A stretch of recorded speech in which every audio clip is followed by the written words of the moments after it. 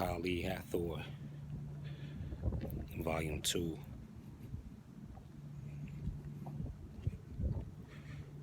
Now you got the interplay of these two divine feminine archetypes. One is a mother spirit, the other is a warrior. These are the two opposing energies. One is too strong, and the other is all supportive. The one that's too strong makes a show of being all supportive, but is really divisive and manipulative,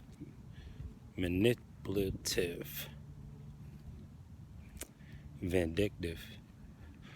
But the one that's truly all supporting has a live and let live type of vibe, like a not always going along, but as much as possible getting along.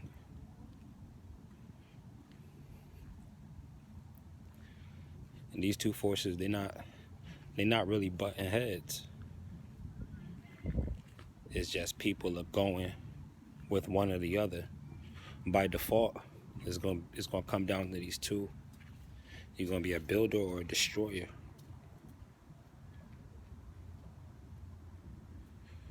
You'll either be a nourisher and a nurturer, or a tyrant.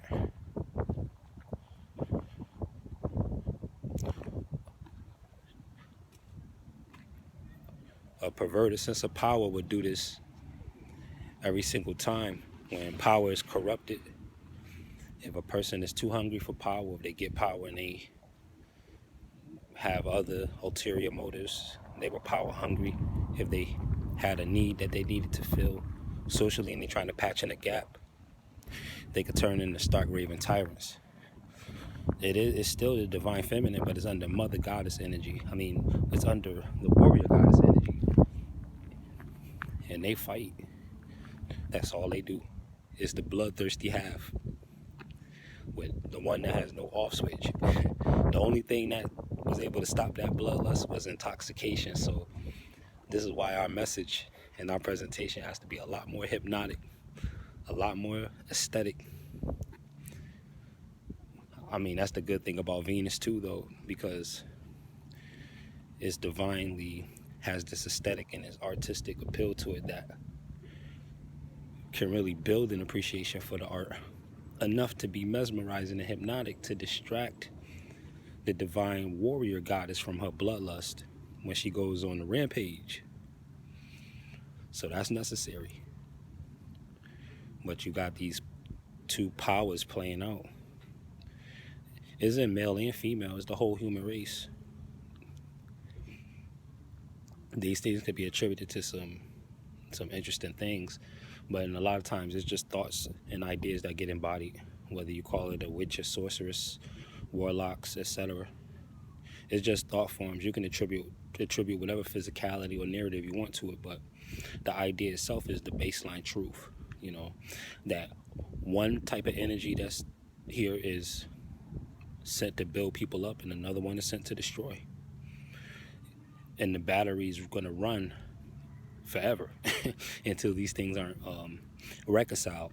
And while there is duality, accepting the fact that we're not perfected beings consciously, at the same time, let's not suggest the kind of equality that requires both of these energies to equally be here either. It's like, that's like saying just because you have good, you want the evil to be here. There's a difference between accepting something and wanting something to remain.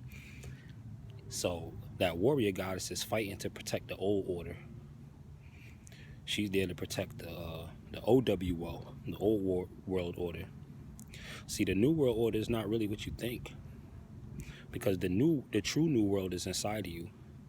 You know, they're trying to build worlds to house that world before you know about that world through different technologies. But that world, we was always trained to have that world solid, because the world inside is the world beyond what is outside.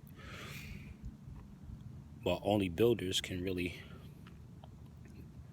go in and out of these states of consciousness without assessing a whole bunch of collateral damage, thereby generating karma. You know, reincarnation is what it is, or it is what they talk about. You know, waking up every day is like reincarnating. You don't know whether you're going to live or die overnight. You have these dreams, and then you're back here. That's like a reincarnation right there. So each time you come back, each time you wake up, you choose between these energies. Do you want to build or do you want to destroy? And even when you're facing an enemy, do you really have to destroy him as much as just defend yourself from him and keep that distance? Consider these things and get lighter. Yellow Planet.